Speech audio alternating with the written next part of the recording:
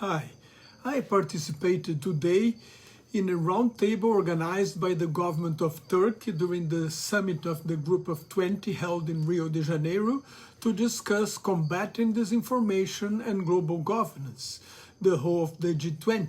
Here's what I said. I structured my presentation in 5 topics. 1. Cross-border nature of disinformation, threats. Disinformation campaigns transcend national boundaries. Trump elections, Brexit, European elections are just a few examples. Some 73% of Americans saw misleading news about elections, according to a research by Sander van der Linden of Cambridge University and Dave Robert Grimes from Trinity College of Dublin. They concluded that disinformation spreads like viruses. In a UN poll, 85% said they were worried about disinformation. In the recent US elections, there were 67 bomb threats in black population areas of swing states, threats coming from Russia, as it happened in 2016, when there were claims of a pedophile ring in a pizza shop in Washington, the so-called Pizzagate. Some people believe that the US government can control the weather and engineer a hurricane. A congresswoman blamed secret Jewish space lasers for California wildfires. These last two are US-made conspiracy theories. In the case of Brexit, there was a clear impact on international relations. The Bank of England governor has just said it was really bad for the British economy. Russia wanted to destabilize and weaken the European Union, supporting Brexit and far-right parties all over the continent. Therefore, unilateral solutions are insufficient because of the cross-border nature of disinformation. Second topic, this G20 initiative is very important, but it has clear limitations. There is a need for national regulations first and cooperation for international regulation. The main challenge is sharing information and coordinating responses across different political systems. This is a huge challenge. I'm not optimistic, but as Israeli historian Yuval Harari says, if Germany and Israel have good relations today, after the Holocaust, the genocide of Jews, everything is possible. Third topic, technology and platform governance. The whole of social media platforms in disinformation spreads.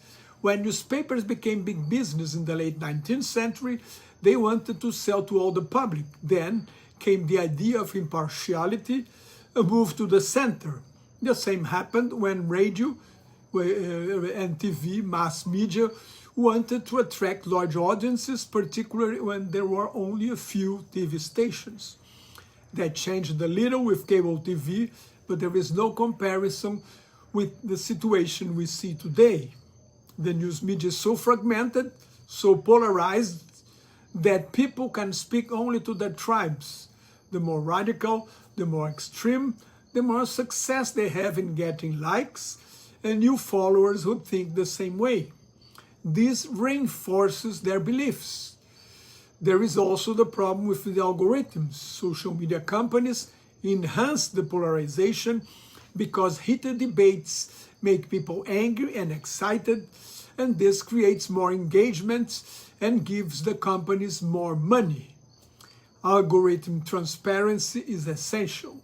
Social media has an unprecedented power to amplify disinformation.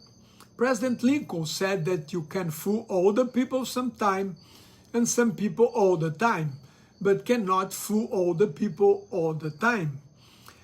Today, there is no need for that. You just need to fool some people and get elected or get rich enough. Deception is an old instrument of war. This is nothing new. The truth is the first casualty of war. Just remember one example. In the democratic revolutions that overthrew communist regimes in Eastern Europe, there was a protest rally of ethnic Hungarians in Timișoara, in Romania, where the police fired on the crowds. One person died, but a report on the East Germany news agents said that 10,000 people had died. This fueled the rebellion that led to the fall of dictator Nicolae Ceausescu in the only bloody revolution in Eastern Europe in 1989. Ceausescu and his wife were promptly executed. East Germany had already done its revolution and opened the Berlin Wall. Politicians always lied and lie. They exaggerate their successes and try to cover their faults. At the same time, they downplay and minimize the good initiatives of their opponents. In general, history is written by the winners, but to conquer the peace, you have to listen to the losers and take into account their visions. What changed today is the reaction of the public, from indignation to indifference and the rejection of politics and the acceptance of populist discourses of self-appointed saviors of the nation. American journalist H.L. Mencken said that for each complex problem, there is a simple, easy, and wrong solution.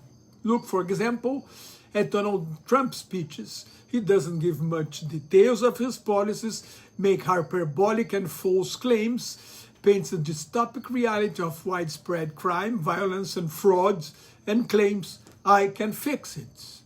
Massacred by false and contradictory information, the people do like when you go to a bookshelf or a bookshop and look for a story that pleases you. Look to the version or narrative that gives emotional security and comfort in the middle of the chaos. Trust then becomes relative and tradable. This leads to a collapse of trust in social institutions.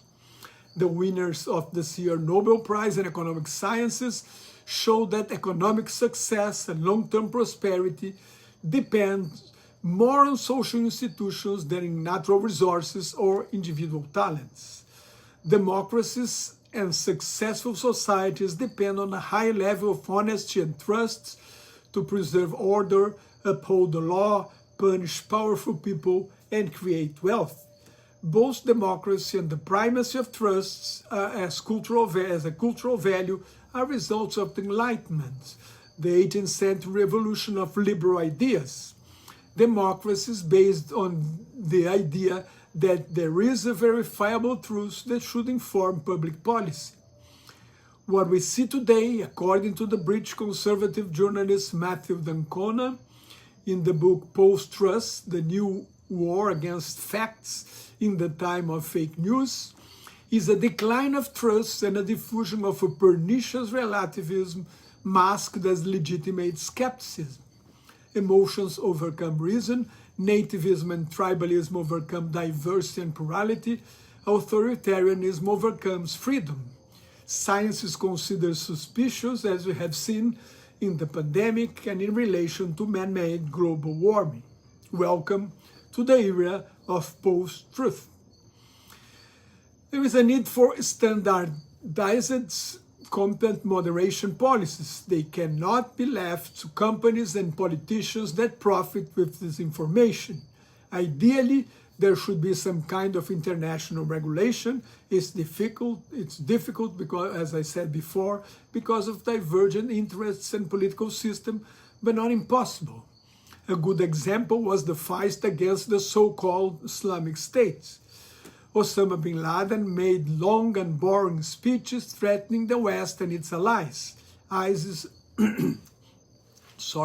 dominated the news media technology and created what the Arab journalist based in London, Abdel Bari Atwan, called the Digital Caliphate, title of one of his books. ISIS recorded its massacres and summary executions and used those images not only as a terror instrument to intimidate its enemies, but also as a propaganda machine to recruit new fighters. ISIS has been banned from all platforms. Now they are in the dark web. The dark web operates on encrypted networks and specialized software, making it extremely difficult to challenge and to shut it down entirely. It's the kingdom of terrorists or all kinds of criminals. This is an additional challenge to the G-20. Data sharing between countries and platforms, of course, it's much easier to take action against a common enemy such as ISIS, sharing information and regulation need some kind of consensus. And we live now in a more divided world, particularly after the wars in Ukraine and the Middle East. We are at the highest risk of nuclear war since the end of the Cold War, but there must be a common interest in combating violence, crimes, and hate speeches. Balancing free speech with security concerns is the main challenge of this G-20 initiative. With the richest man in the world as the power behind the throne in the White House, it's quite unlikely that the United States will accept any kind of regulation on its big internet companies. Trump has already threatened to retaliate any measures taken by the European Union that, being a transnational organization, have taken the lead in regulation from mobile telecommunications to food safety. If you don't follow EU's regulations, you don't sell to the European markets. The EU regulates internet through a number of instruments, including open internet regulation. This regulation establishes the principle of net neutrality, which requires internet service providers to treat all internet traffic equally. It also gives users the right to access and distribute lawful content and services. Digital Services Act. This act regulates online platforms and intermediaries such as social networks, marketplaces, and app stores. Its main goal is to prevent harmful and illegal online activities, as well as the spread of disinformation, and would deserve another conference to discuss it. General Data Protection Regulation. This regulation sets strict obligations for internet service providers when collecting and using users' data. It also gives individuals more control over their personal data, such as requiring clear consent for its processing. Amended Audiovisual and Media Services sets new obligations for video sharing services such as YouTube, TikTok, and Vimeo. EU Copyright Directive. This directive aims to improve the position of creators on digital platforms and protect intellectual property rights. Of course, there is always the risk of censorship by authoritarian governments. Who decide what's fake news and what's legitimate information? We cannot have the Minister of Truth, an Orwellian Big Brother, to remember George Orwell's book 1984, in which a regime that rewrites history according to an overwhelming party and a totalitarian state, where freedom, slavery, and ignorance is strength. Fourth topic, the challenge then is to build resilient information ecosystems and develop a shared fact-checking infrastructure. Fact-checking is the bedrock of journalists. When a journalist writes a report, he asks himself, can I say that? Is it true? How can I double check it? How to create early warning systems. Of course, it's much easier to create a story than to do research and investigation necessary for good reporting.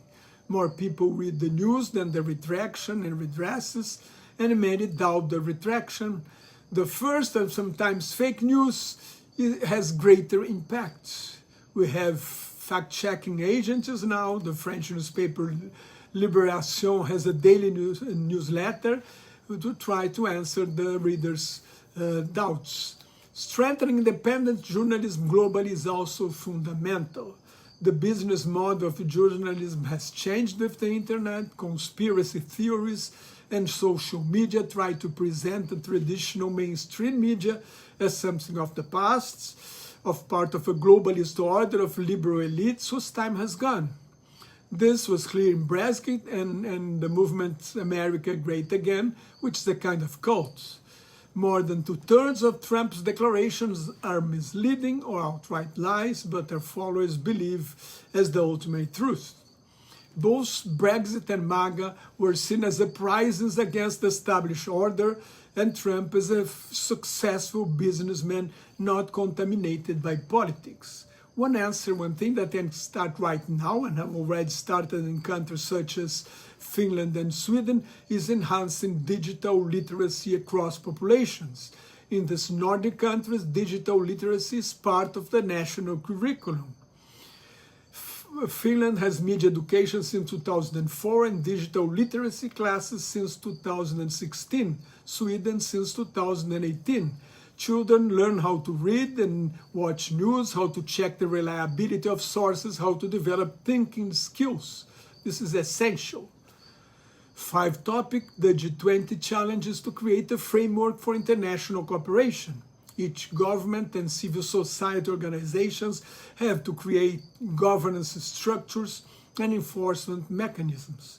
This is a starting point, and afterwards legal frameworks for cross-border action. Artificial intelligence is the essential tool to combat disinformation, particularly video and audio manipulation. But AI itself must be regulation. Those who really understand AI are afraid it can become a threat to mankind. These legal frameworks should be integrated with existing international bodies such as the United Nations, the EU, and the African Union. Since the UN, in many cases, have been paralyzed by the great powers with veto power in the Security Council, the G20 is, in my opinion, the most effective tool to tackle international problems.